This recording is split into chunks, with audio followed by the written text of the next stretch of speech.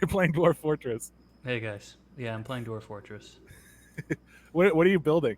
It's like a mini belly TV inside this app. It's a mini. Uh, Oh. I'm trading with human traders right now. I just told Zach I forgot I to found a trade. great I found a great new way to make money in No Man's Sky. Ooh, do You, tell. you just hang out in the Nexus and people just Yes, give you yes. insane amounts of money. Okay, so you're a trillionaire now.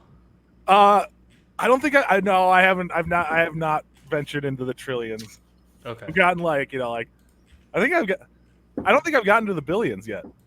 okay, because literally that was gonna be my advice to you, Tor. Of like that's how one of my saves. I'm just like a trillionaire now because someone just gave me just so much money.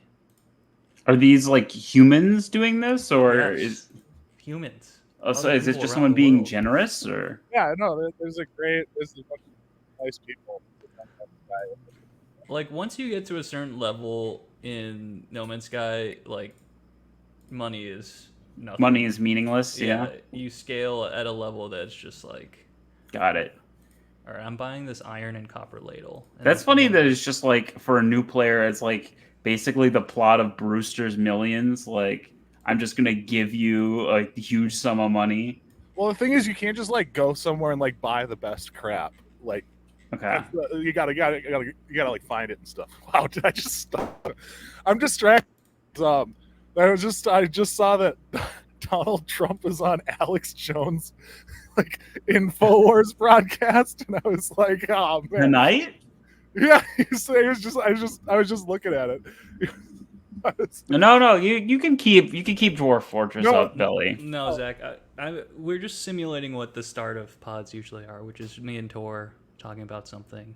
Okay, but And that's not how I want to start this podcast. Because, like, okay, we've been away for a little while. We've been sort of doing our little summer hiatus, but yeah, it's fall's around the corner, folks, and it's time to like get ready for school. Like yeah, it's school has started. I do Public want to school has dig into started. some magic stuff like that, just because I'm withdrawing from talking about it. Like I don't know, I don't have anything to bring to the table. But I just want to hear about some magic shit. we have some stuff for you Let's- on. And speaking of stuff for you, you are listening. What a transition! You are listening to the I Love You Mana podcast, a podcast that is for you if you enjoy trading with human settlers in Dwarf Fortress, or being gifted like Brewster's Millions, millions of credits in No Man's Sky. And I They're am one of your units, hosts. Zach. They're I am units. Zach. I got the rump so plump that I'm voting for Trump, Zach Kagan. And I'm joined by my co-host Belly. Oh, sorry, fuck. I gotta get these. I gotta work on these No, intros. you had to write Belly's good. you got the first part right there. Belly's No. good. But you have to. Look.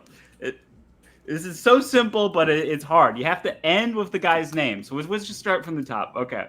I got the rump so plump that I'm voting for Trump. I'm your host, Zach Kagan. And to my left here, we have on the other side of the aisle, don't touch that dial. He's not embarrassed to be voting for Harris. When his booty cheeks clap, they produce atomic fission. Give it up for Belly Television. Okay, Okay, all right. I like that. I'll give you effort. I'll give you A for effort there.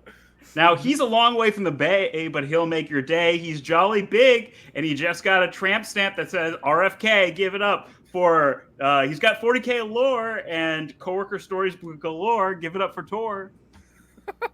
This is pretty good. I kind of like it. I do have some work stories if you want to start out with that. And I do have to say, is this a reaction to Mike's intros on his other podcast? No. Shout out the Troll Hole podcast.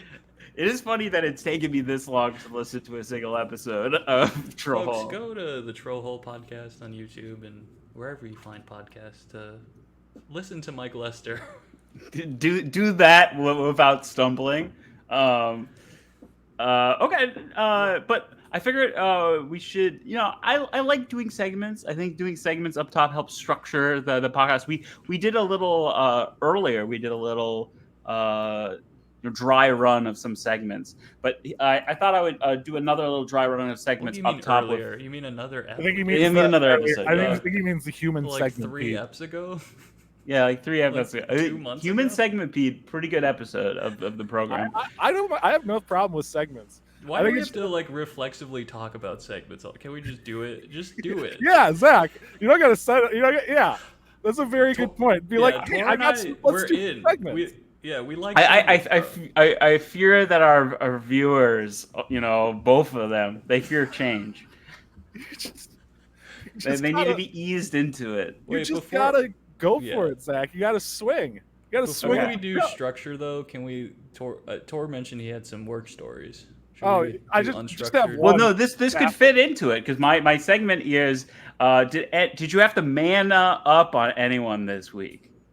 So just reflect on that. That wasn't the story. Did you need a mana up on anyone this week? I did tell a coworker that he needs to respect personal space a little more. Ooh. But Okay. he's like this. He's this gigantic fat man. Speaking from experience, but he's just like he stands like he's waif thin, and he just imagine a gigantic fat dude standing 6 inches away from your face. Yeah, he's all up in your grill. Oh, dude, he's so frustrated. I've been really lucky, like with like I don't really. I'm just being mean for the sake of being mean, but like I do like I have been lucky these past few years. Like I don't really hate many coworkers, but like, dude, this guy he pushes every one of my buttons, and it's not even like really his fault. He stands a little close to you. He's always just he never says anything normally. Okay, is it just a pronunciation thing? No, he says like he's like, oh, is that a carry? And I'm like, what the fuck is a carry? And he's like, carry out. I'm like, say carry out. Say fucking carry out. Well, he's using industry slang. No, it's not industry slang. It's a thing he thought up in his brain and was like, I'm gonna try to make this a thing, and it makes no sense. It's like it's like a Joss Whedonism, we're gonna hang, we're not gonna hang out. Joss Whedon didn't, maybe he did. I don't know. I the less I know about Joss Whedon, the happier I am. Just don't rile him up more, Zach. No, I don't want to talk. You already had to mana up on one person. Don't make a mana up on us too. Well, this is the story I wanted to tell, because I'm baffled by it, kind of. So I was driving back to the store after doing a delivery, and I got behind a car going like 15 miles under the speed limit, and there's like lots of construction, so there's like cones everywhere, and this car is just kind of like hitting all the cones. And I'm just like, hitting the cones? Yeah, just not like it, kind of swerving. And I'm like, ooh, somebody's been day drinking, and I like. Wow, I don't think I've ever seen someone hit the cones. Isn't that crazy? Yeah, I rarely, I don't think I'd seen it either until that, but I was just like, what's this Joker doing? So but it turns out they were going into Domino's. So like, I follow them in, and it's like this very old woman. Okay. Oh God. So was she driving a 2004 Toyota Matrix? No, she was driving a. Oh, is this your? No, it's not. It was a very nice car, but Jakushka, drive me to Domino's. I want pepperoni pizza. Would your mom even eat Domino's? Yes, she would eat Domino's. Okay. She likes a little, fast food pizza from time to time. That's a guilty Mike pleasure. so much. He's doing Mike's impression. I know. I love it. Should we text Mike? Should we tell him? Well, he's not here. I had to think for Mike too. All right. Well, I wrote a thing for Mike. He didn't show up. I'll keep going. Anyways, so keep going, Tor.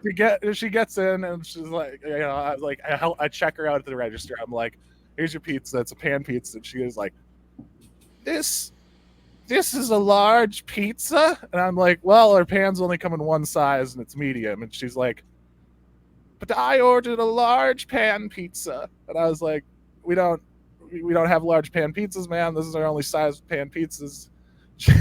It's just like, I remember there being large pan pizzas. And I was just like, you might have been confused with pizza. I don't know, ma'am. This is all we got. This is what you ordered.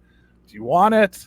She's just like, and then I see her like grab like a gift card and like, she's like, what's this? And it's like, that's a gift card, ma'am. You pay for whatever. I explained what a gift card was. Okay. She's like, You mansplain gift cards to her.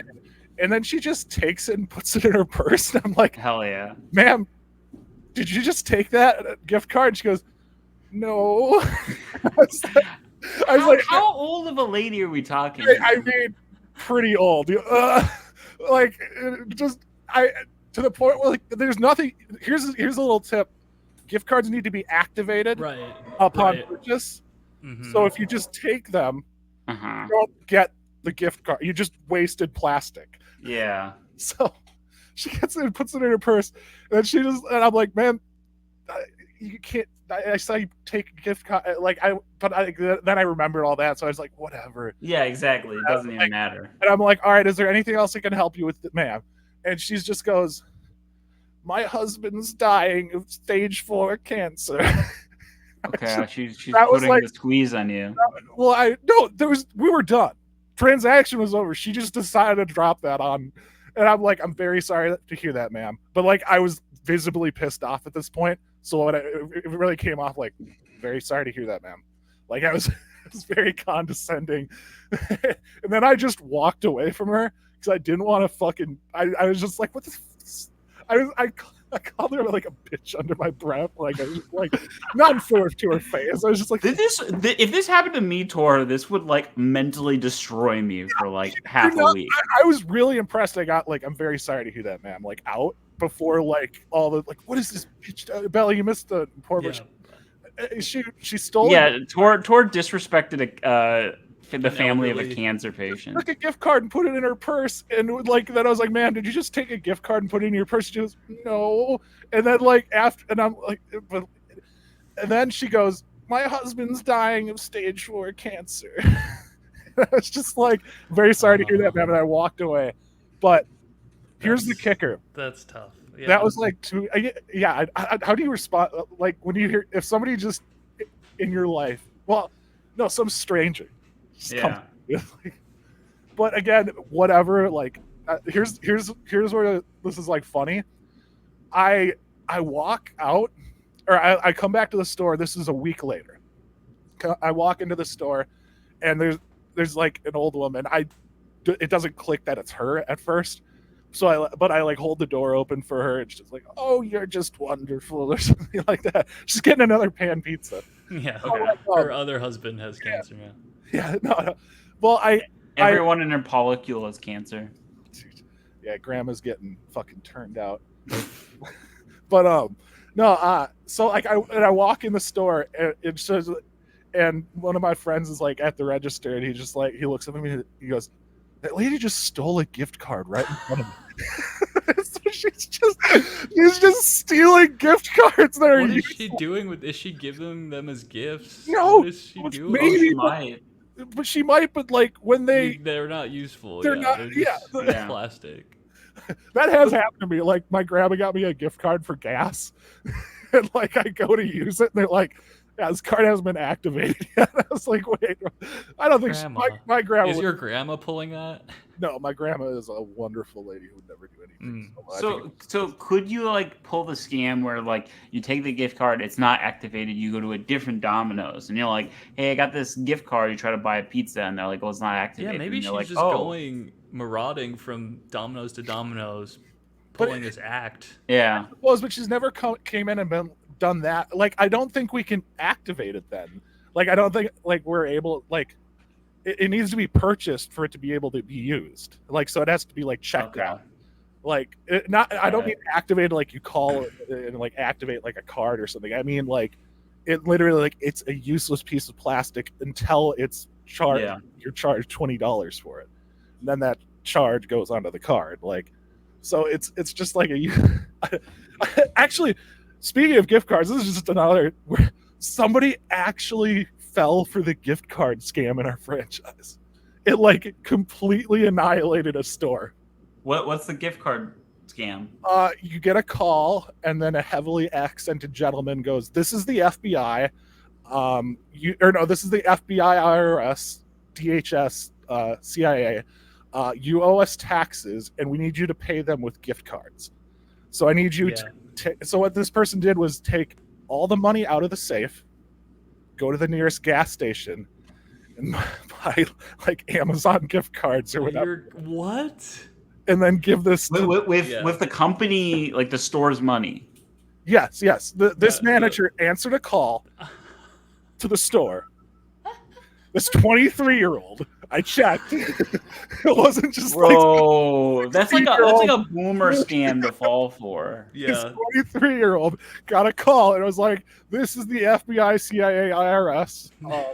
I need you to pay ATF back taxes with gift cards, or you're going to go to prison for life." That's and this amazing. 23-year-old person was like, "Okay, let me just open the safe and go to the gas station and get all these gift cards." Yeah, there's a variant of that. I think it's like it's connected to LinkedIn, where it's like scammers will go on a LinkedIn for a company and look at all the employees, and then they'll text somehow they get the info. They text the employees and be like, "Oh, this is Bob, the CEO. Like, do you have a minute?" And then you follow the thread and it's like, "Oh, I need you to buy me an iTunes gift card right now. I'm in a meeting."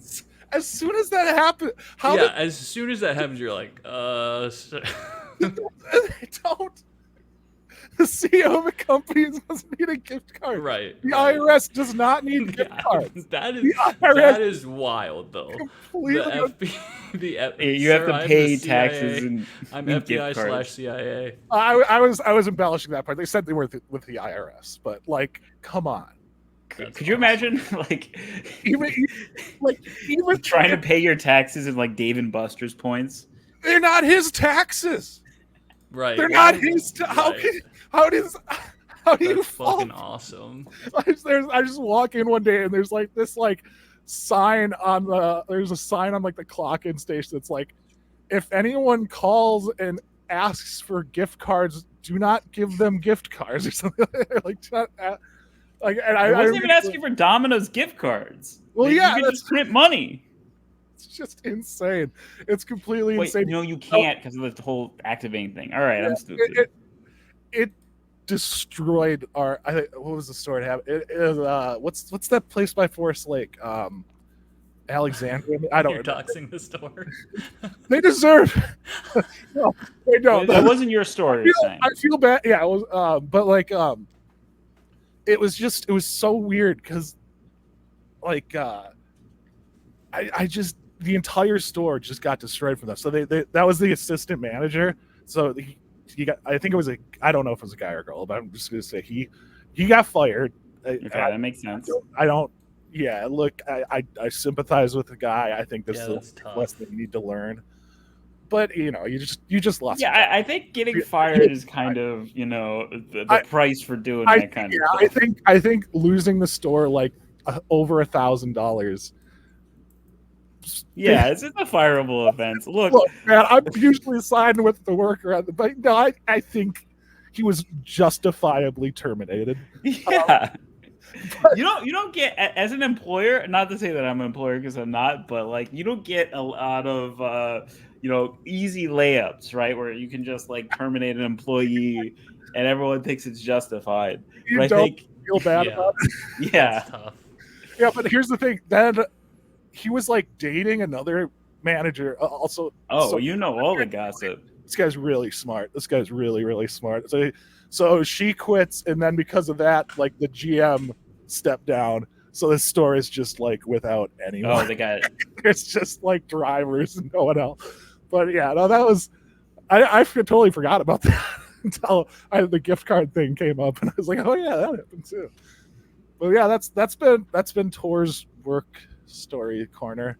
That's pretty good. It's like my other pitch for this segment name was going to be, did you ask for someone's manager? I want to speak to a manager. Yeah, I need to speak to a manager. I think that one might be better. How do we feel about that? Do we like? Did you had to man up on anyone? We permanent names for segments. We can just call them whatever we want, whatever pops into our brain. Yeah, I like the manager one more. Mm-hmm. It's like less toxic and more like persnickety. Yeah, Like, yeah, I think that's better too.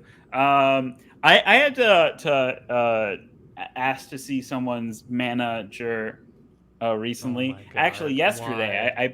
I somehow ended up playing a game of EDH for the first time in ages. And Okay. hold on. So this starts with a game of EDH and Yes. ends with we gotta bump this up to a manager.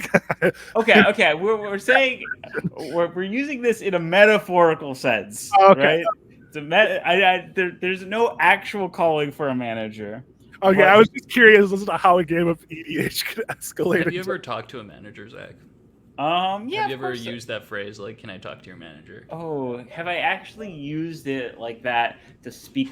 Okay, I have an embarrassing story about this where I think I was eating at some like I think probably Vietnamese restaurant, and I had like a bowl of soup or something, and I noticed there was like what I thought was a hair in it.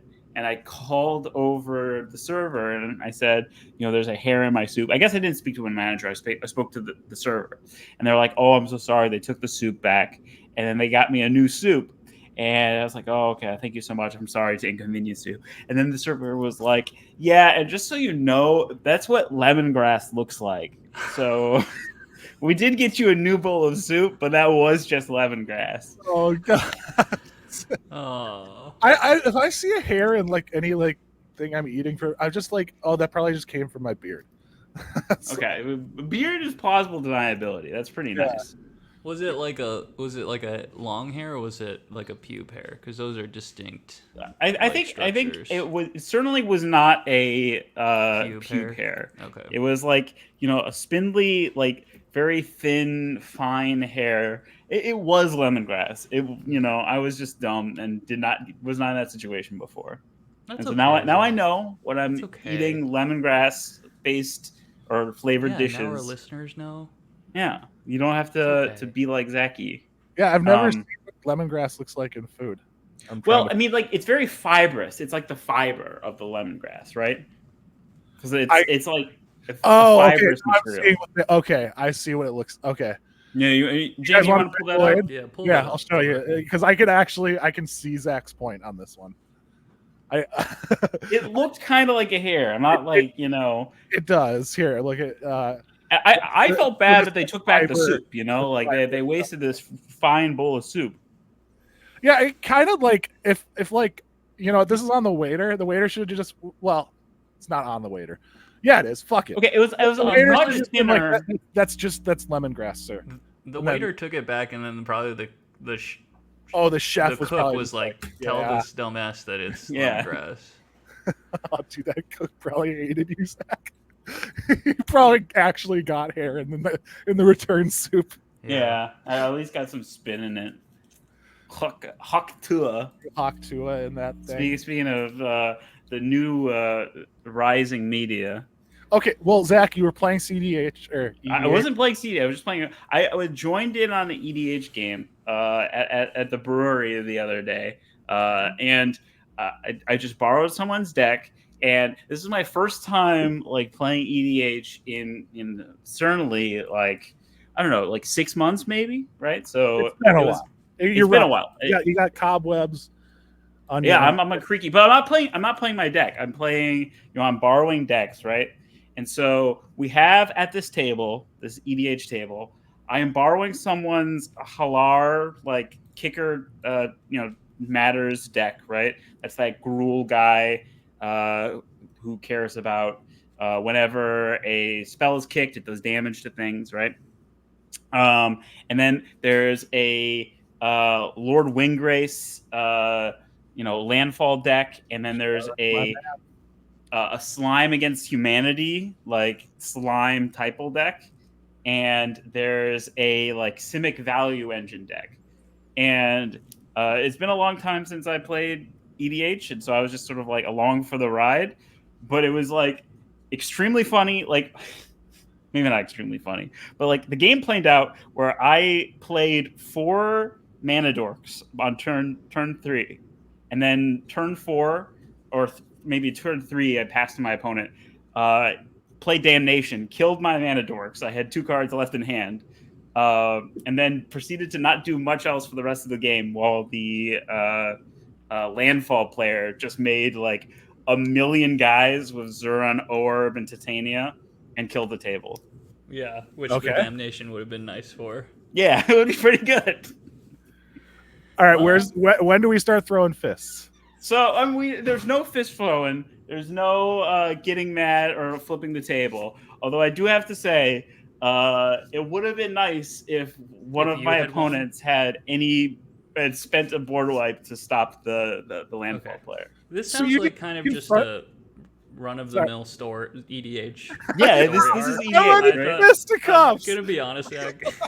I'm gonna be honest. Zach, you didn't even manage you didn't even mana up. It's just the smallest gripe possible that you were slighted. No one had any removal. I had a piece of removal in my hand, but I couldn't cast it because I had no mana, and it was like a kicker-based removal spell, the most inefficient thing I've ever saw. Describing a game. I'm sorry. You need to confront somebody in order to speak to a manager. It's hard coming up with ideas for these. I'm a conflict-adverse person, okay? Oh, man. Oh, God. All right, Belly. When blue balls. I have never asked to speak to someone's manager because what the fuck would that do? I have observed. My wife and our friend, we were getting dinner once in San Francisco at this Chinese restaurant. It was amazing, but it was like one of those packed things. We were sitting outside. The table next to us was like a group, mostly young people, and then there was one old guy. So I think he was like the dad of one of them, or I don't know, maybe dad and children and cousins or something. And they were all like 20s. Mid-20s or older, okay. But the dad was like not happy with the service, and at one point said like to the server like, could you smile more, like a smile would be nice, and then proceeded to have other stuff of like, take this back, this is bad, or like, can we have this again, and then I'm like, they're definitely not going to be nice to you now if you're going to be like an asshole. So they, I don't know, the restaurant like sent someone, like that lady was just like, I'm not going back to that table, and like they sent someone else. Oh, they just replaced servers? Yeah, but I was just like, what you think telling someone to smile more is gonna elicit the response? No, it always pisses someone off. Yeah, it's designed to piss people. Like there might have been like a time when that was like used colloquially or something. Not, I don't know. There like might be a time when it was just kind of like, like, hey, smile more or something. That was just like matter of fact, on like face value, that's what it means. Right. But yeah, no, that's so anyway, frustrating. That was I was like, we were all like staring at I think the whole table was like embarrassed. Like all of the younger generation was like, oh fuck. Oh, our like our retrograde dad is like being an asshole. I don't know. Anyway. Have you ever like, what's the angriest you've been, like the closest you've come to calling for a manager?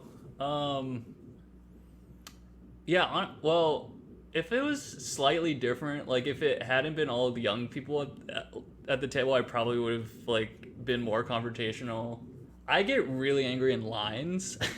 Lines, like, but like at other people being impatient, I get like weirdly stoic. I'm like, you fucking sit there and wait like everyone else. And like people who try to like cut lines or just get super impatient. Oh I'm just like, you're going to hell. I think that's one of the only times that they get. Well, I've never like blown up on anyone in public, but like if I see somebody like acting out, I'll usually I'll let them know that they're annoying me, but either like staring at them, like just you guys underestimate just like dead eye contact, like sure, it'll shut people up. But you're also like probably have a foot or 2 feet over most people. We should mention Tor is basically 7 feet tall and almost 300 pounds. No, I'm plus 300. Oh hell yeah! Hell No, yeah. but like one time, like a guy just like he cut in front of the person in front of me, and like the person in front of me just like kind of like he like turns back. He's just like he rolls his eyes at me, and I was just like, I kind of like look at him, and I was like, hey. Hey, you just cut in front of this guy, and the guy, then the guy in front of me was like, he like immediately was like, no, and I was like, all right, he doesn't want to say anything, but you just cut in front of me too. Like, Yeah. I kind of Yeah. felt bad in the moment because I like embarrassed the guy, but I was just like, Yeah. it's like because I took like him looking back at me as like green light, like Yeah. fucking let her rip, and I kind of misinterpreted it. But like, I don't know, it's sometimes fun to just like be mean to somebody. Yeah, well, just like execute your like citizens' right to justice. Just be like, hey, Conduct a go citizen's to the back arrest. of the line. Like, Okay, this is like taking me back. This is like that, just like it's one of those things that lives rent free in my head. But David Sedaris, the humorist. Yes. The Okay, author. I've talked about David Sedaris before because I've read a lot of his books for whatever reason. I just have Yeah, he was compulsion. like a mainstay in the early aughts, right? Like, Yeah. He was a big airport book kind of guy, yeah, like your parents listen to NPR, they love exactly. Yeah. I mean, I like David Sedaris too. I've just read a bunch of his books. Yes, just by osmosis, the kids of the parents read or heard something. Yeah. But like, so like I had for a while, like during COVID, I was like giving blood, and I would take a David Sedaris book and I'd read it every time I was like donating blood or whatever. Anyways. Wait. It's not like I only read these books giving blood. I gave blood earlier this week. It sounded like I'm giving blood. I can't just bring like a Nintendo Switch or like, I can't just. You know what, dude? It's so crazy that you bring this up because in the past I brought a book to read while I was giving blood, which is a pretty decent move. Okay. But it was a Monday I gave blood. And I don't do it like all the time. I'm not like a hero or whatever. I do it every now and then. There's a blood shortage, whatever. But I brought, folks. I'm not a hero. I put my pants on or one leg at a time, like anyone else. Just keep going. Sorry. But I brought a Nintendo Switch to like play because I've been playing Mario Odyssey. Ooh, okay. That's a banger game. Okay. So I wanted to play a Nintendo Switch while I was giving blood. And like they're jacking it into your arm. You don't really have like the mobility to like two-hand grip. And I was thinking like, oh, it probably would be like hard to move like the thumbs and stuff. You probably need a one. Better just to read a book. And I felt so embarrassed because not only did I have the embarrassment of walking into like the Bloodmobile with my little like gaming purse, Oh, God. You had it like sitting out on the table. Yeah, on my lap the entire time, and I wasn't even playing it. It's just sitting there on my lap, and I was like, "Okay, I'm gonna put my phone on the case and read my phone." I should have asked I was the only one in that Bloodmobile. I should have made my technician play, the right hand, and I played the left hand. There you go.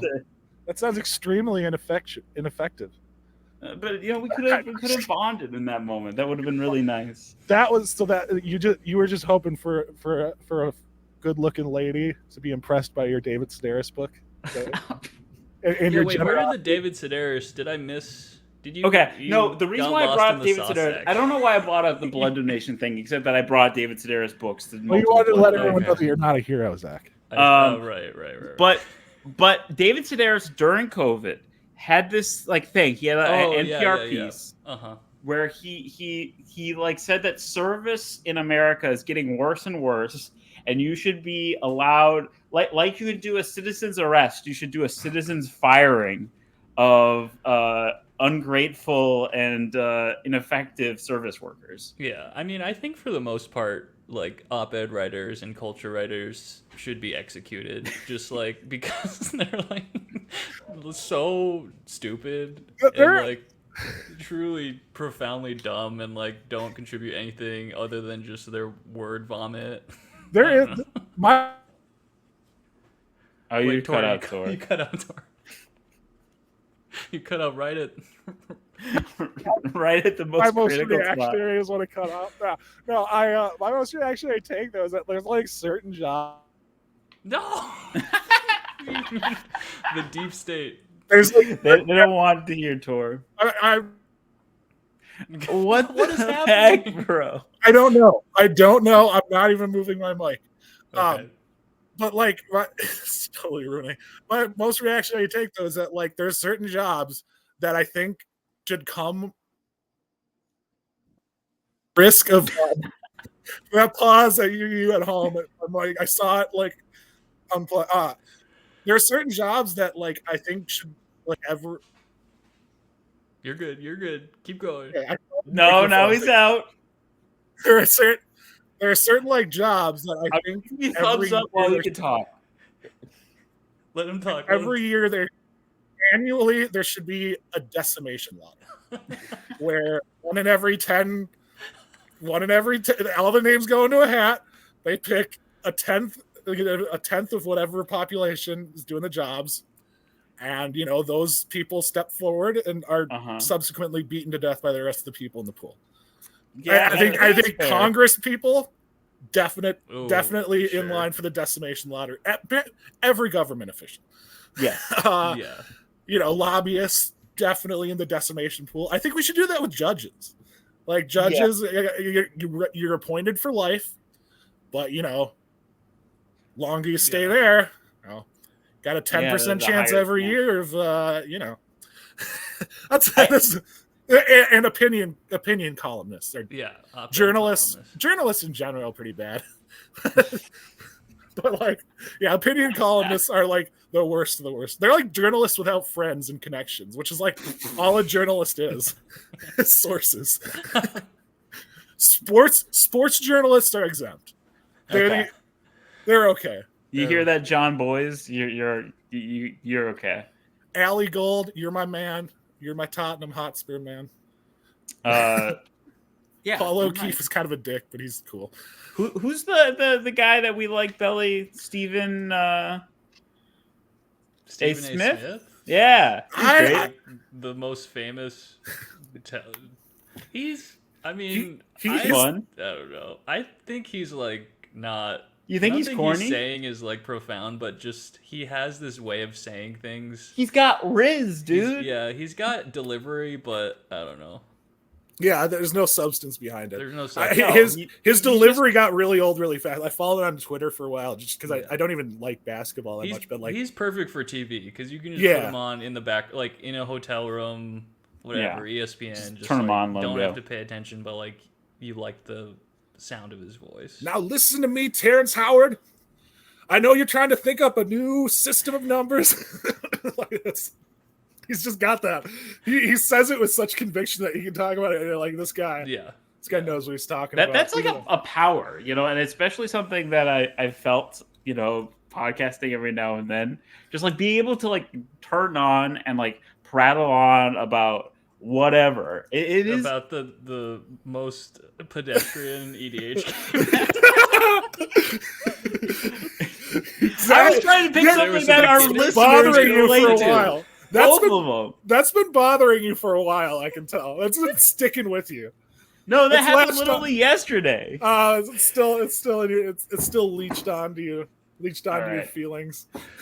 I'm sitting down behind the news desk. Right. Should we get to the segment? Yeah, we should get to our next segment. Let's do a segment.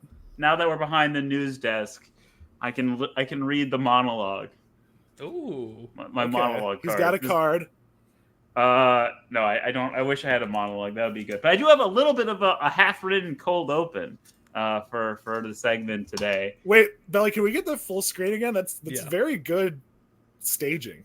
Yeah, that mic like there. Fireside chats with Zach. Yeah, it's very good staging. Desk. We got some cards. We got my fiddle cards. We got my notes. This is where. Oh yeah, these are very worn fiddle cards that I just use when I need to putz with something. All right, let's get to the segment. Okay. My brother, for his kids, they're 6 and 2.5 now. He has like a little box for their cards that they can play with that distracts them when he's playing. Has his cards laid out. He's That's like, smart. That's excellent dad. Well, that's move. what you're doing with yourself, which is fascinating. Yeah. You're being a dad to your inner child. Yeah. Or your outer child, in some cases. Well, it's that time again, folks. It's time for state fairs across the country to open their big top tents and let in tens of millions of Americans consume whatever kind of deep-fried, artery-clogging goodness from Pronto Pups to Twinkie bars and anything in between. But the granddaddy of state fairs is undeniably the Minnesota State Fair. Ever since 1859, excluding 6 years because of war and pandemic. Actually, fun fact, it would have started in 1858, but they didn't have funds. That's fun. The Minnesota State Fair has been the largest by volume of attendees state fair in the country. But when we talk about state fairs, that's not the only thing having to do with states that are handing out ribbons and awards this season. We also have the designers over at Wizards of the Coast updating their State of Design article for 2024, looking back at the sets that they've published from Lord of the Rings inclusive until today, and trying to figure out what worked, what didn't, and what's the state of Magic, the game Magic the Gathering that we love.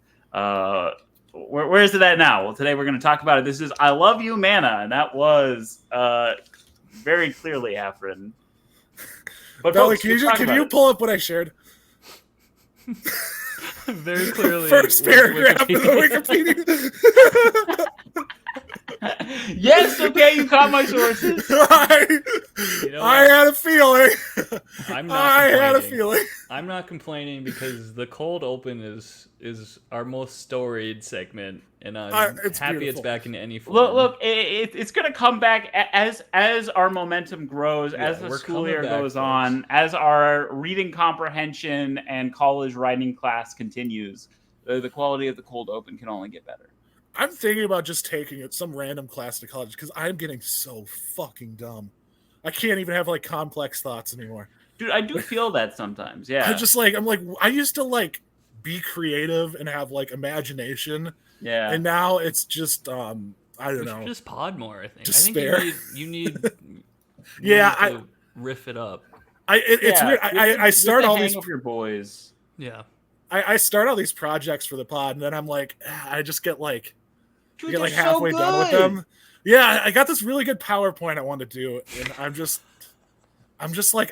Why are we doing all this shit, bro? Get it out of here. I'm stuck on a like.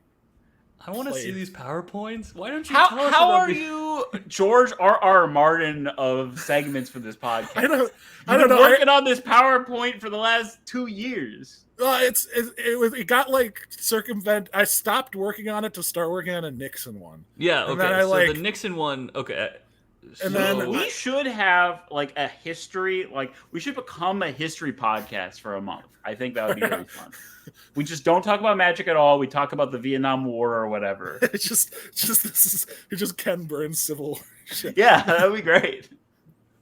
Oh yeah, but I have this like, I get like, I'll have it like planned out, and then I'll see like that this won't really flow extemporaneously. This like I just get all these like, I second guess myself, and I worry how things like, I worry how like things come off too, like because like basically in the middle of making this it was breaking news as it was.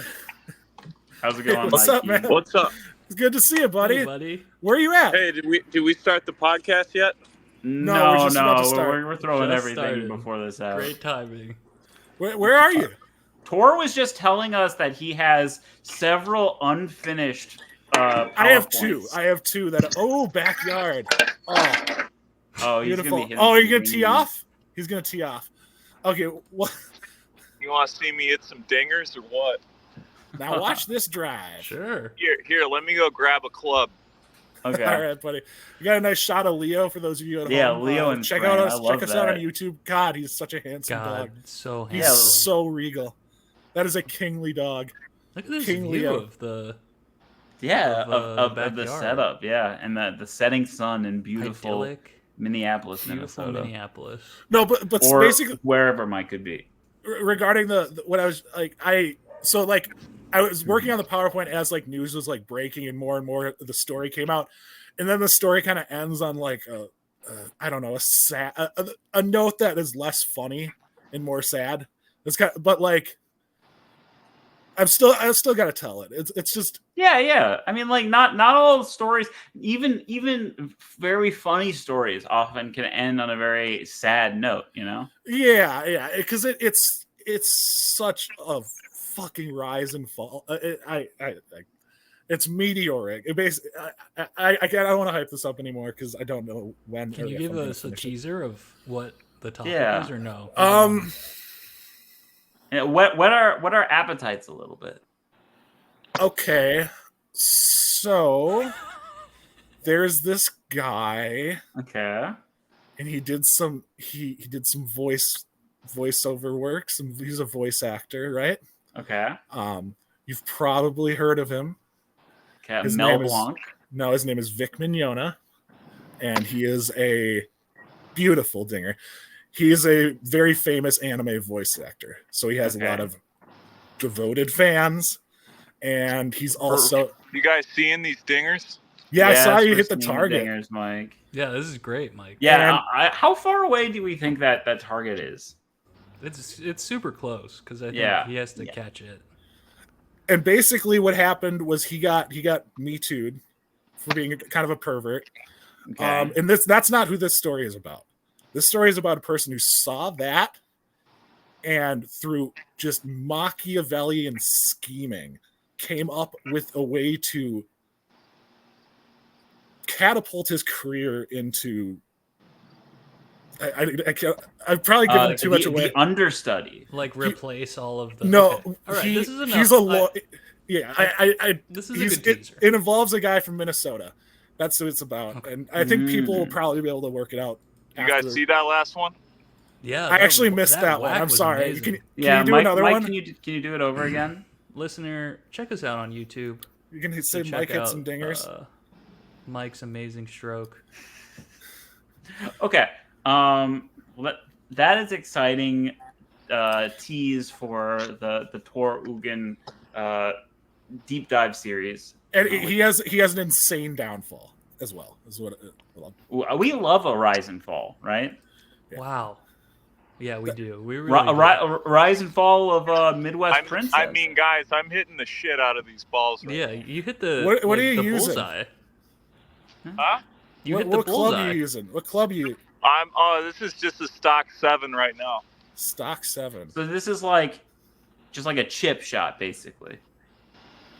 I don't know anything about golf. No, don't know. I'm sending these. He's yeah. So, I think he's practicing his swing. for the drive.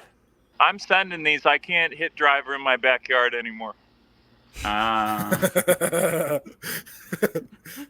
I sent one into the next fucking township, so now driver's in timeout. Yeah, Chewy's windshield got blown in, and then he started knocking on your door.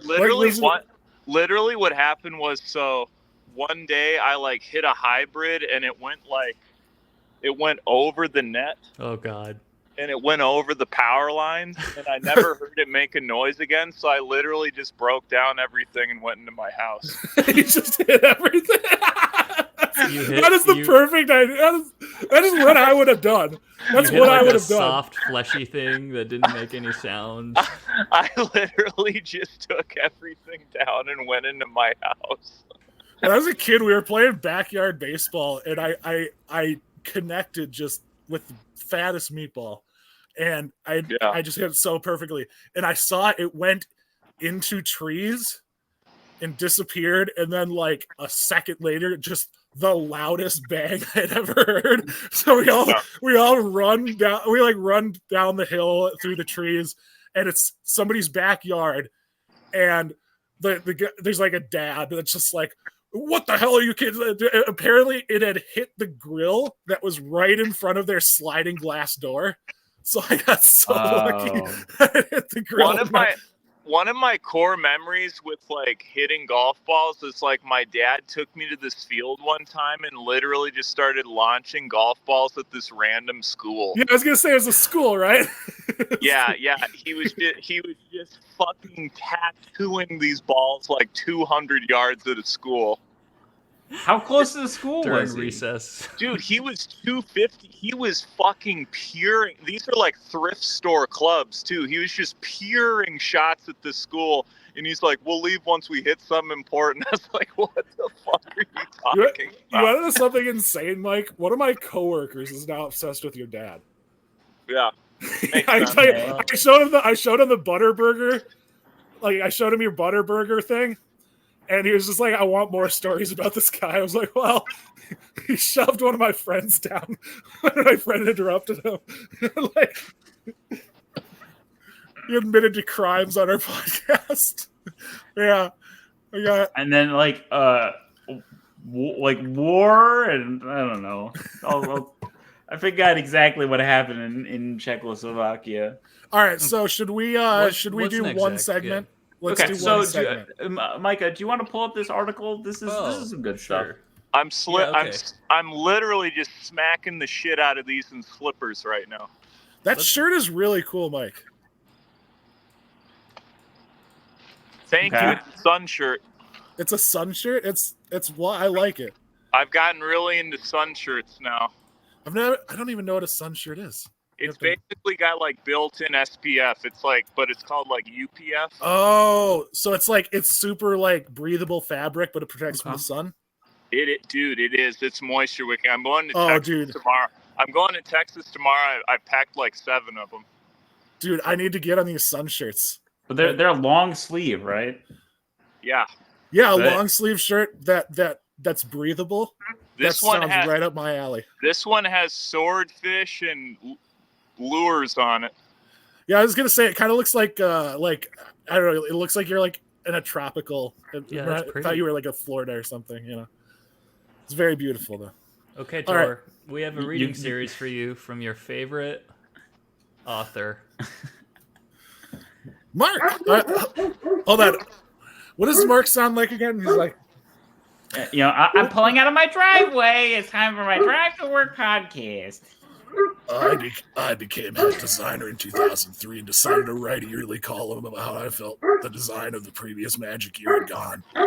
I modeled the article after a speech the U.S. president gave once a year. The column was first published in 2000. What an insane thing to do. So he's talking about the State of the Union, but he doesn't even drop.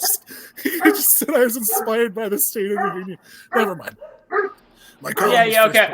All this stuff doesn't matter. We're going to talk about the what Mark has to say for each set, and then we can like give a little bit of our spiel about how we feel about each set, and then All right. So hit me with one. Man, we got a lot of dogs right now. Just a lot of producers. Guys, Yeah. I've literally yet to hit a bad shot, dude. Okay, so well, it's very controlled conditions, like.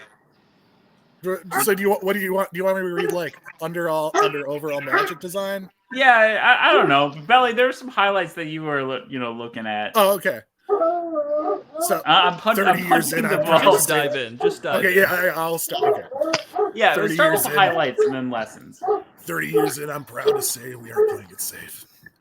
While not every set has worked out, I like that we are trying to stay true to the core of magic design, which is always leaning into evolution. We've had bold objectives, both in what sets we're about and the individual mechanics and card designs we created. We leaned into resonance. What the fuck does that mean? Oh, right. Yeah, read on, I guess. There were a lot of cool... Yeah, we got 2 dogs here. We got Hey, what's up, Sadie? Leo and Sadie. Oh. I miss Leo. Yeah, well, the feeling's not mutual. What are these? There were a lot of cool individual lessons. We were too on the nose with our tropes. Oh yeah, this is the money. Yeah, this is a good one. You should listen to this one. Read this. Resonance is good, but there's such a thing as too much of it. I feel this year we leaned a bit too far in that direction with numerous Yeah, dude. Yeah, you did. So, and our overtone was at times too meta in its creation. Yeah, you printed a D's Nuts card. We want to continue to make cards with topics that excite people, but we need to look into our execution. Yeah. Wait, what's the D's? Are you talking about Goblin Nuts. Yeah, Goblin Yeah. Nuts. Yeah, that's what it was. Mind Goblin. These nuts. Yeah, that's so funny. There's gonna be a Hawk too. There's gonna be a Hawk to a sorcery. Probably. It's gonna be a fucking sorcery. Or all right. Yeah, what would Hucktua do? I don't know. Launch Guys. Mark Rosewater into space. Guys, what do you think of this angle? This is a good shot. Honestly, this is exciting for the viewer. It's thrilling for me. A little more of this shot. But I do think it's interesting that Mark Rosewater models this after the State of the Union, because it does have like the hollow anodyne political speak where there's like no attributions to anyone. Like the bullet entered the body of the victim. Yeah, what does the passive voice like? It's really. I'm gonna read this in Obama cadence. In our quest to push boundaries and find new design space, we ended up with some designs that were simply more complicated than needed. There is tension between doing enough and doing too much. I think we should be careful about adding volume to mechanics that isn't worth the additional words of complexity and logistics. It's really weird because that one was, but then it goes into. One of the things I noticed while mapping out my notes for the column was how often it became so like he's like sometimes like passive voice, other times it's like me, Yeah. He's just weird. Also, man. it's very so strange weird. because like keep in mind they designed these sets out like 3 years in advance. So he's talking about sets that he worked on 3 years ago. As if this is like the design team is like so much far beyond whatever. The stuff that he's talking about, right? Yeah, I'm reading what he's writing about Tales of Middle Earth, and it's like it's just so there's a reason. Yeah, we did next in job capturing the flavor of the books. The set excelled at its creative elements. I think people like the flavor. People like seeing the characters. I guess they did the lands in the style of like those old maps. Yeah, I think all that stuff was very resonant. How do we feel as podcasters about the Lord of the Rings set? I think I've never been hitting the ball better. It looks great. You're sending those. You're in your bag. You're in the moment. You're sending those dingers to Gondor, man. Oh, dude! If I was on the front lines in the Battle of Mordor, just hitting dingers, hell yeah! I just hit one into Sauron's urethra hole. Replace all the elves in Lord of the Rings with golfers. They're all John Bailey. Just like clones of me hitting dingers at Sauron's urethra hole. They're all different. So like the elves would be Mike, and then like the dwarves would be John Daly. No, the dwarves would be my dad. The dwarf, because my dad can send it, dude. Did the dwarves fight Sauron, or was it only Gimli? Why wasn't there more dwarves? I know. Yeah. I know. Which one of the dwarves was like? I think we lost him. I lost Mike. Okay, that wasn't just me. I thought it was just me. Which one of the dwarves, though? Wait, can you hear me now? Yeah, we can hear you now. Oh, I asked which one of the dwarves was gay for Legolas. That was Gimli. That was Gimli. Oh, okay. But he was also gay for Galadriel. Yeah, I was gonna say he liked his elves too. Yeah, he did. He just has an elf thing, I think. He got 3 hairs from Galadriel. That's a big thing in the books. And there's a card, right, with the 3 strands of hair. Is this podcast done or? No, we have like 5 sets to talk about. I really like Lord of the Rings. I wish it wasn't a deluge and we could have enjoyed it. Like, it's fun to buy a pack of Lord of the Rings and open it and just marvel at the art. It's kind of a bummer. It's all a money grab now. Huh? Yeah, it is a bummer. They should have like space these things out. Like make something specifically for like Fellowship or something. These things. Oh yeah, they like have 3 sets. Yeah, but like space them out over like 5-year period. That'd be fun. It's a lot of balls, man. I'd say just fucking nuke them. New Oh, yeah, Wizards of the Coast. It's a fair, you know. I'd say All just, opinions are valid. I'd say just like send some drones at Seattle and nuke those fuckers. So, and then he talks about how 2 of the cards were too good, like the One Ring and Ooh, the Orcish One Ring. Bowmasters. Yeah. I mean, like, these cards were obviously aimed at Constructed, and they did their job, right? Like, so they needed the One Ring to be playable in Modern. Otherwise, the set would be a failure, And What? Explain. well, I mean, it's the fucking Lord of the Rings set. They need to have like the most powerful marquee. artifact in Lord of the Rings be good in the format that it's printed for. Yeah, I see what you mean there. It's just like it didn't have to be that good. Yeah. I mean, that's fair. How did you guys feel about the tempted by the ring mechanic? I thought it was too complicated. It's just the 4 chapters. Yeah, I think it's hard to like bring in new play. It's like this set of all of them was positioned to bring in new people, and it probably did. I think what you do is the ring mechanic should be a cock ring, and then make a card, 2 cards that become 1 super card, and on one side it's Gimli standing up with his pants down, and on the other side it's Legolas doggy style. Okay. I mean, I the think ring goes between them, or and then when you meld the cards, you have to like come. Yeah, maybe there's gonna be like you get to come. Like you can only like play this card if your dick fits through the hole. Like you have to punch a hole through the card with your penis. Yeah. Yeah. What if you don't happen to have a penis, Mike? That would be. Well, then you're stupid and you shouldn't be playing the game. Official, I love you. Then you're a dumb woman. We can have like sex specific cards. There's like a card you could like maybe fold into a cylinder. Women have already gotten enough, and I tell you, if Kamala gets in the White House, there's going to be trouble, dude. There we go. You heard it here first, folks. Well, I mean, we know already that JD Vance is a big fan of Magic the Gathering, so yeah, maybe he's better positioned to defend the card game. I don't want to gloss over this point Belly made that I'm still thinking about though. Like, yeah, because this was designed to bring in like new players to Magic, but they always do this with Universes Beyond. They introduce like a bunch of like really complicated mechanics, like the enter the dungeon stuff from D&D. Like, sure. I say this because my wife is the occasional Magic the Gathering / Commander player, and I've been, maybe listeners have been tracking this, but I've been able to build her some Commander decks, offload some of my decks, my total deck count to my wife, so I don't count, so I get it off the books of my decks. But she's capped me now. She has an offshore account in the Canary Islands where she's holding your decks. She told me one day, I only want 3.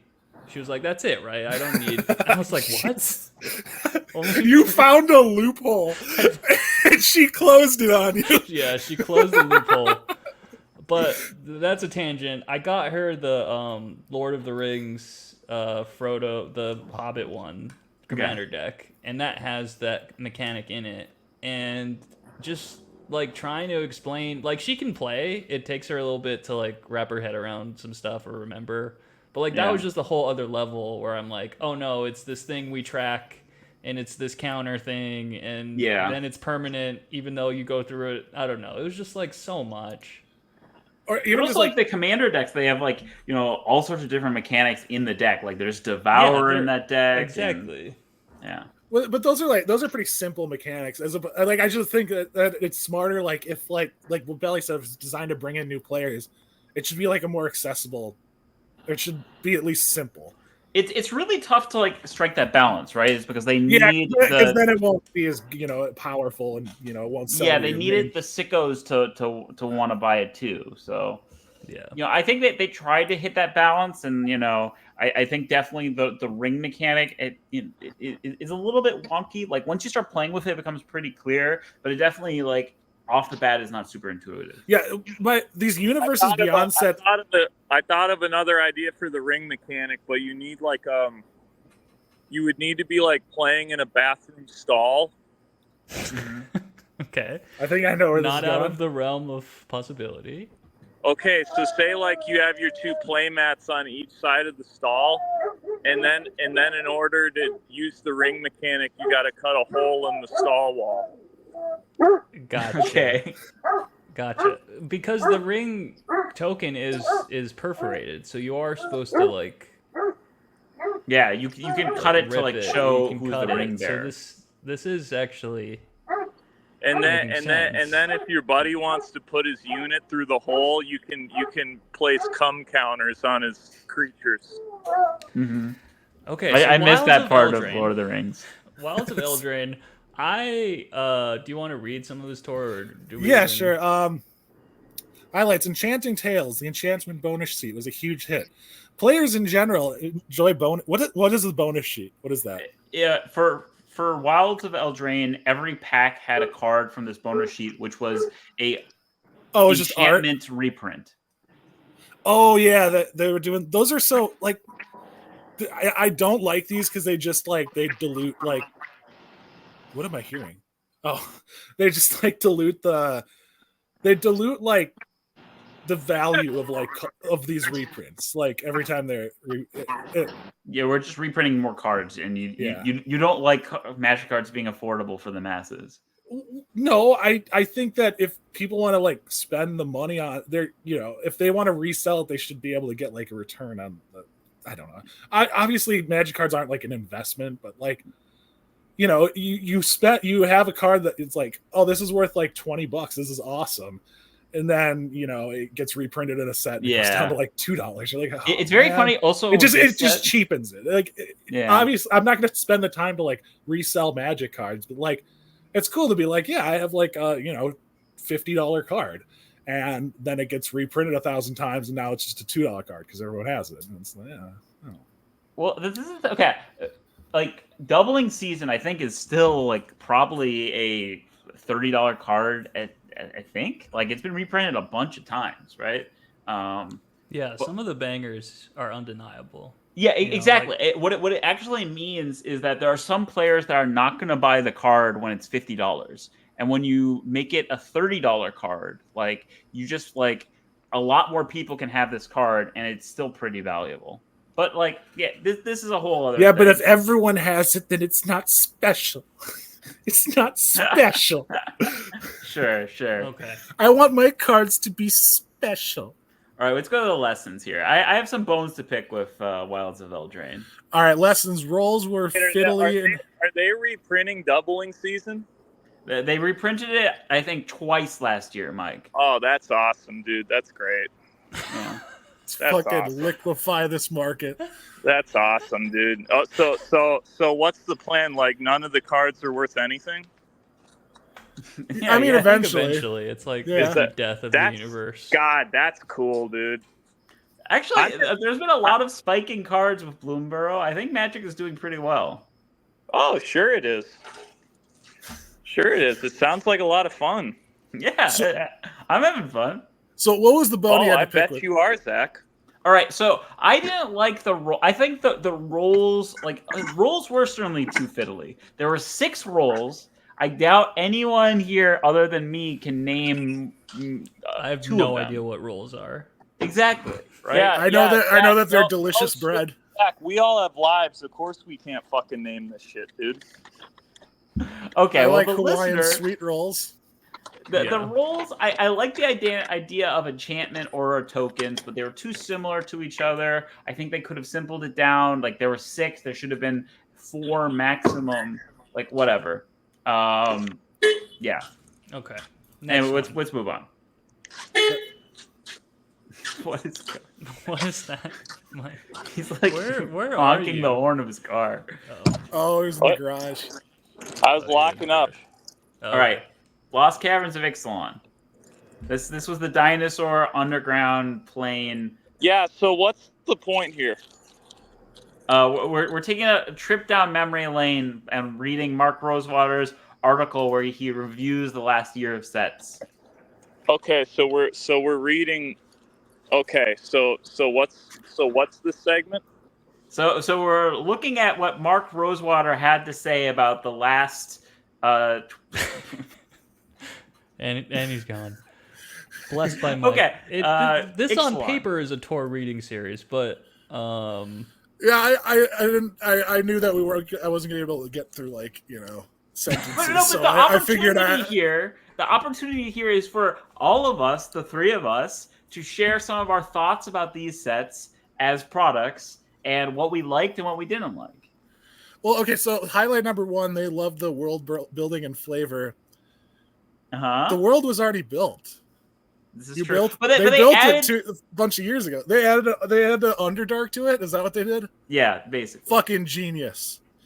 Fuck. I don't know. I like Ixalan and the Eldraine set completely passed me by.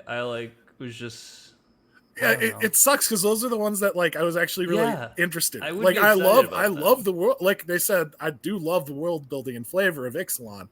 I liked it, 5 years ago. I'm assuming I would like this, but I just it was there's too many Magic so much. cards now. There's too many sets.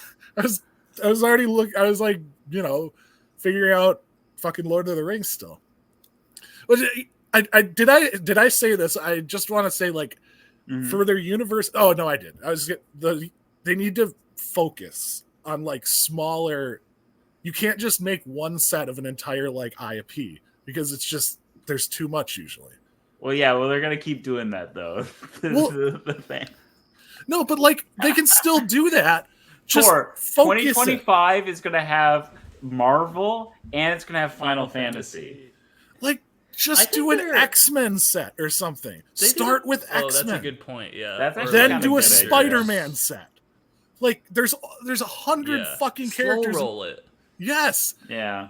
Then you could have just give us a year and a half break in between the sets. I actually I think in hindsight, knowing all the pieces now, I think they did a good job with the D&D sets. Yeah, they kept it pretty limited. Yeah, they kept it limited and kind of segmented it. It's just a shame that the second one wasn't aligned with Baldur's Gate 3. Yeah, the Baldur's Gate set. Well, that was just poor planning on their. Well, I think Larian Studios delayed Baldur's Gate. I think there was a delay. These things are years in the making, and by then Magic couldn't adjust. But that really was a tough one. Yeah. Okay, so some of the lessons. It's very interesting in his thing. He says that the lessons are, the set didn't feel underground enough. The mechanics were fiddly, whatever. He doesn't talk about Discover as a mechanic being they talked about they pitched Discover as fixed Cascade, and it has the same problems as Cascade. It led to a bunch of kind of broken combo decks. One needed to be banned out of Pioneer. There's another one that's still legal in Pioneer, Quintorius combo, that's functional but kind of annoying to play against and play as. I don't know. I don't like Discover as a mechanic. Cascade was a mistake the first time. Why do you have to try to make fixed Cascade? Mistake. Well, okay, I'm looking at this. It set didn't feel underground enough. Yeah, why? Because the artwork in Ixalan is beautiful and had all these warm Mesoamerican colors and it's very pretty. It's already set on islands, isolated island. If you want in the there was obviously a few the Merfolk had all the secret tunnels or whatever, but why go underground? I think it was why send it underground? I think it was I know this set was originally pitched as Underground World set, and then they later decided to make the Underground World set Ixalan and make it a Journey to the Center of the Earth, Jules Verne. There are dinosaurs in Journey to the Center of the Earth. Yeah. Okay, so they did that. That's yeah. Anyways, I completely missed that part of the flavor and lore. That's amazing. Okay, next. All right, we got to keep going. Yeah, we gotta wrap it up pretty soon. All right, Murders at Karlov Manor. All right. I just like it passed me by. I mean, this is the one that people complained about all the detectives' hats. People complained that it didn't feel like Ravnica, right? Because like you have like Gruul guys wearing detective hats. It doesn't like really feel right, you know? Wait, I thought Karlov man. Oh, dude, I thought there was the vampires from fucking Innistrad. No, that's Markov Manor.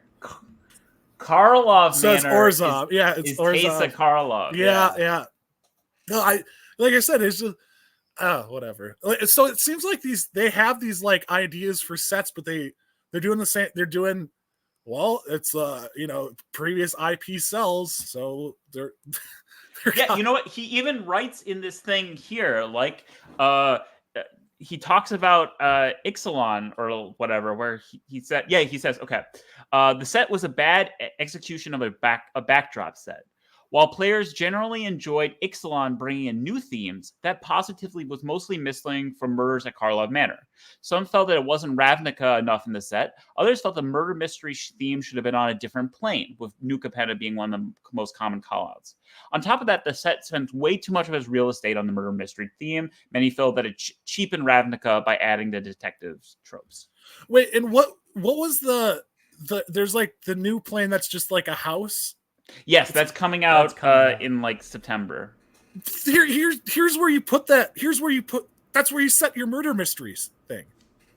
Oh, that's they gotta do it. They gotta have fucking 20 sets a year, Tor. They gotta do it twice. They have to do it every year. Yeah, and the house plane is supposed to be haunted house. You know, it's not mystery house. I got, but at least there's a fucking house. All right, Zach, keep going. It's not a big city. Go, it's not a. This is the big finale. We have to talk about Thunder Junction. Outlaws of Thunder Junction, baby. Boy. All fucking right. Borderlands set. Yeah, I mean, this is the thing. Let's just get to the complaint, okay. Where Mark acknowledges what everyone's been feeling. Micah, do you want to read this? Yeah, I'll read one of the highlights that goes into the lesson. So many players enjoyed the Western flavor. Magic had been talking about doing a Western themed set for years, and many players were excited to finally go there.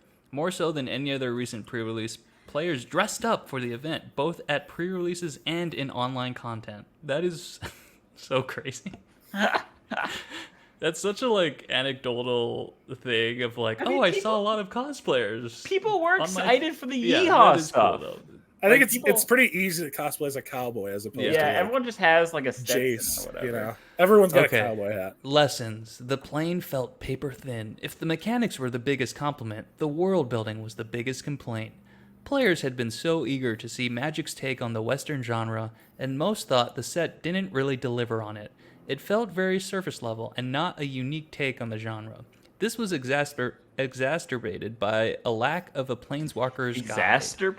Exacerbated? Zach, glass houses. Yeah, okay. Thank you, Tor. Thank you, Tor. Thank you, Tor. Okay.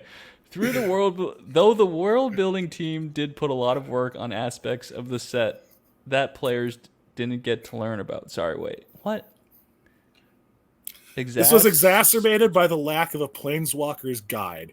Through the world building team. Though the world building team did put a lot of work on aspects of the set that players didn't get to learn about. Wait, hold on. So what I'm It's a weird extrapolating sentence. here is that he centers like sets around he has like a Planeswalker to guide them through it. So they have like a main character. Oh, sorry. They publish like whenever they go to a new plane, they have this thing that they publish that's like copy called the Planeswalker's Guide, which is like a introduction to the setting, and it's done partially so new players like learn what the set is about. It's also done so if people want to run D&D campaigns on that in that setting, then it's like structured like a DMD campaign overview, right? So if you want to run your D&D campaign in Thunder Junction, like this is what Thunder Junction that's good. It's good that you clarified that because I was about to get really mad because it seemed like what he was implying is that they like have like a specific planeswalker to like walk you through a plane. So like they basically serve the role of like Spider-Man in a Spider-Man movie. Like you're experiencing the world through Spider-Man. Like, I got really mad because I was about to. Yeah, the audience surrogate character, I guess. Yeah, sort of like they like Vraska on in Ixalan or whatever. Sure, yeah, that makes sense. They were like centering the story. Yeah, that's all. I was gonna be like, God, fucking superhero bullshit. Okay. Players would learn things such as no creatures being native to the plane while being introduced to the cactus creatures, not understanding how those seemingly contradictory facts coexisted. I wonder why, Mark. I wonder why. Why do you think that is? Your sentence. Read the sentence again. Players would learn things such as no creatures being native to the plane while being introduced to the cactus creatures. Well, okay, so are the cactus creatures not native to the plane? No, the justification is that there were cactuses on... I think there were cactuses on Thunder Junction before the Omen Pass opened, but they didn't become, like, animated and sentient until the Omen Pass came and injected new magic onto the plane. Isn't that fun? So they're still indigenous. Like if they're still indigenous. That makes it almost worse. There's a Native American and a European settler comes over and starts a family with them. Their children are still indigenous. Yeah, that's like even worse. The Omen Path settlers were just like ravaging babies. This guy doesn't understand what indigenous means. Yeah, Bristol Bill is like 2 months old. Did you consider they didn't have sentience before we arrived? Yes, and you know what? The natives didn't understand God till we came over here. So you know what? That's actually wild.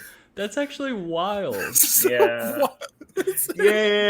Oh, wait, are you saying that this fantasy plane doesn't hold up to scrutiny? Well, it should hold up to basic logic. Yeah, this one is really thin. This is insane. This is so thin. Almost reverse thickness. Sorry, we can move past that. That's actually the more I think baffling about this, sentence. It's a creative choice. It's one of the most creative choices of all time. How did no one push back on this? That's crazy. The more I think about this, they just grew there for centuries. Yeah, and then the magic. Maybe the magic is until people from Dominaria and Ravnica showed up. Introduced the Christian God to them. Then they grew sentience. Holy shit! That's actually crazy. Okay. We'll jump to you this. think we're coming to Thunder? Sorry, let's. The tone felt too jokey. The lack of explanation of how the plane functioned was heightened by the number of the cards in the set that took a lighter tone. Magic normally takes its settings very seriously. Yes, there's humor in most settings, but it exists in contrast to the feel of the plane. As that general feeling was absent, the jokes pulled the tone of the whole set in a direction that made it feel like we didn't care about the setting, and thus you, the player, shouldn't care either. Holy cow. Wow. It's like, I'm glad it's not just like, he's acknowledging things. Yeah. He's trying to justify them in insane ways. He's better than a politician. He is kind of justifying or saying where he's been bad. It's not he's just been a bad boy. Empty standing ovations of the normal State of the Union. You're right. All right, that's OTJ. There's one last set, and I guess there's Bloomborough after that. But Bloomborough, I don't think is covered in this article. There's Modern Horizons 3. How do we feel about Modern Horizons 3 as the trio we are here? I think Zach should take the reins. Your thoughts on Modern Horizons? You take point. I don't know. I agree. Limited was really fun. The set that I played a lot. I played a limited RCQ of this set. I did pretty well in the limited opens that they have, but of course my performance isn't necessarily correlated with the quality. There's a lot of fun build arounds. It's a fun set. The power level, of course, is extremely high, and I think the lasting legacy of Modern Horizons 3 is that it's like the other two Modern Horizons sets before it has completely remade modern in its own image, and there is not a single deck. I guess you could count Living End is like the one modern deck that persists, and Goryo's Vengeance. Like those two decks maybe are the two decks that persist from the pre Modern Horizons 3 era. And I think if you're like talking about a set that like deletes all but 2 decks from the previous meta, I don't know if that's like a great. What do you think they refer to these? precedent. What do you think they refer to these type of sets like in house? Like, all right, we got ourselves a Meta Smasher on our hands, something like. What I is mean, their they game just name? call them Moneymaker. Modern Horizons sets because that's what they're designed to do. Yeah, you you're know, right. like They Fair replace all enough. the S's with dollar signs. and then like obviously Nadu is like Oh, Nadu Summer. We forgot about that. that's still going on. Nadu's not banned Has- yet. Nadu won't be banned until August 26th. It seems like people like Ben, friend of the show, has like, Ben's on a warpath. yeah, he like doesn't play Magic anymore, right? I think or like he plays they're just Pauper like and stuff. waiting. They're Yeah. waiting until Nadu's banned. I think a lot of people are playing as if Nadu's banned and just choosing to not play Nadu. And then like there are other people who are just like fuck it, it's legal. I'm gonna play Nadu. There's some Yeah. real sickos out there. Sickos out there. Yeah. Sickos are having a blast. If there's another card that I want to like kind of salt off about is Flage. I think we didn't need to do another one of these Titans, the Theros Beyond Death Escape Titans. Flage is the Boros one that casts Lightning Helix when it ETBs and then whenever it attacks. So like Flage is just like the de facto sort of late game win con for like any modern deck right now. Like Boros, I mean, not even control decks. Boros Energy plays Flage, but Jeskai Controls plays Flage. It's just like the best grindy late game value win con, all stabilization engine, all in one card. I don't know. They banned Uro for a reason, and then they printed Flage. Let's see this guy. And I'm not just salty because I lost to Flage in the top 8 of my RCQ. Okay, yeah, Card jeez. looks cool. Yeah. Card That is sucks. very cool. It's very Yeah. powerful. But like Uro's banned in Modern, right? Like Right. Flage, I don't know if it's like it's hard to say if is Flage better or worse than Uro. Well, All right, well, that's folks. not for probably us more to say, wise. Zach, I Yeah, think. there are wiser More- people than us. Okay. And listener, if you have thoughts, how about this? Look at this, guys. If you have thoughts about the last year of standard sets from LTR to Modern Horizons 3, why don't you post them on our Discord. Discord? Yeah, there you go. I almost Join said the Instagram Discord. for some reason. Definitely not our Instagram. Our Our- dormant Instagram run by the golfer in our group. But we have the Discord. We're very active. We would love to chat with you about Magic on Discord. We also have a Twitter at I Love You Mana. An X account run by one of us. No one knows who who. knows. It's a secret. runs the Twitter? And That's me. Yeah. I'm just kidding. No, it is Tor. There's a lot of posting from the dusty trails over at Yeah. Domino's. Tor, can we get you to figure out Discord? Like, literally, so many people would be. They want to talk to you. overjoyed Okay, if okay. you could talk to them I'll on our reinstall Discord. it was like fucking with like my Tor, so game many of our launchers. So many fans of our- want to groom you. They really on just Discord. want to. Our fans just want to talk to you, Tor. Okay, They've had I- enough of me and Zach. I'll reinstall it. It's just it was like fucking with like some of my game launchers. Like my games weren't launching. Oh, until sure. I It wants uninstalled the it. screen capture. and Yeah, stuff. it keeps like it was like screwing with that, and that's Okay. literally the only reason I Can have you just trouble. do it using- on your phone then? Yeah, on Yeah. phone. That's it's pretty probably good. that's a really good idea. There I you had go. I had just your not phone actually thing. considered that before. It's just a phone thing. Yeah. There Yeah. you go. It's just another texting app. Also, if I could do a little plug, next Wednesday, August 28th, is Fishbowl. Fishbowl is 7 p.m. at Sisters Brewing, the stand-up comedy show where comedians swap material and they do each other's sets. Great time. It's free. Come see me there. And I will be streaming Belly Television tonight, Thursday, August 22nd, Friday, and possibly Saturday, and possibly Sunday. I'm going fucking hog wild, okay?